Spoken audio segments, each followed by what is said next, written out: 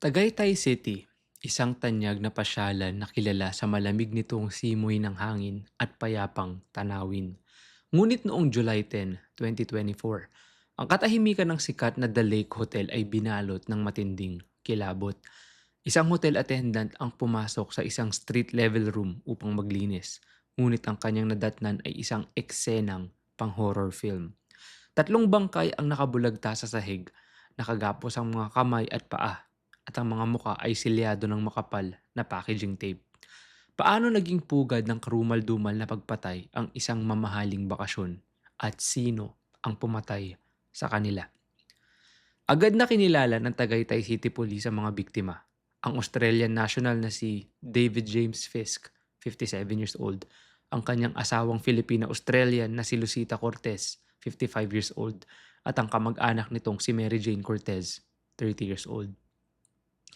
Ayon sa autopsy report, si David ay nagtamo ng malalim na sugat sa leeg mula sa isang patalim habang ang dalawang babae ay namatay dahil sa suffocation. Nawawala rin ang mga mamahaling gamit, relo, sapatos at pitaka ng mga biktima. Paano nakapasok ang salarin ng walang nakakapansin? Sa pagsusuri ng soko, natuklas ang dumaan ng killer sa bukas na bintana ng kwarto na nakaharap sa labas. Ang pinakamalaking breakthrough sa kaso ay nagmula sa CCTV ng hotel.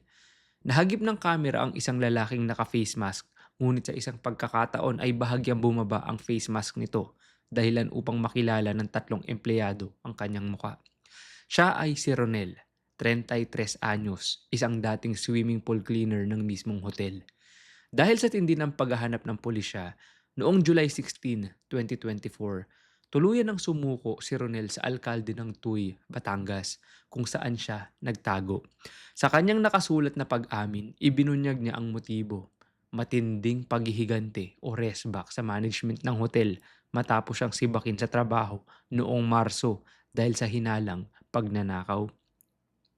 Pumasok siya ng random sa kwarto ng mga biktima dahil bukas ang bintana nito upang magnakaw at maghasik ng gulo. Ang hatol, dahil sa kanyang kusang loob na pagsuko at pag-amin sa krimen, formal na sinampahan si Ronel ng kasong robbery with multiple homicide.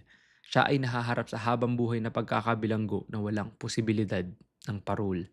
Ang mga biktima ay nagtungo lamang sa Tagaytay upang mag-relax at magsaya. Ngunit ang isang simpleng pag-iwan ng bukas na bintana ng hotel ang naging daan para sa isang halimaw na may bitbit na galit at patalim.